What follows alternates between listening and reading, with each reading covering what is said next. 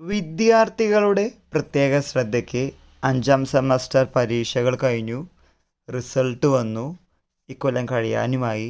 അടുത്ത ദിവസം മുതൽ, അതായത് നാളെ മുതൽ പുതിയ വർഷം ആരംഭിക്കാൻ പോവുകയാണ്. എന്നാൽ ഇതിനേക്കാളും പരമപ്രധാനമായൊരു കാര്യമാണ് പറയാൻ പോകുന്നത്. 5ാം സെമസ്റ്റർ പരീക്ഷ എഴുതി റിസൾട്ട് വന്നപ്പോൾ നിങ്ങൾ ഉദ്ദേശിച്ച മാർക്ക് ലഭിച്ചിട്ടില്ലെങ്കിൽ, ഇതിനേക്കാൾ കൂടുതൽ മാർക്ക് എനിക്ക് കിട്ടുമായിരുന്നു എന്ന് തോന്നുന്നുണ്ടെങ്കിൽ തീർച്ചയായിട്ടും റീവാലുവേഷന് കൊടുക്കുക.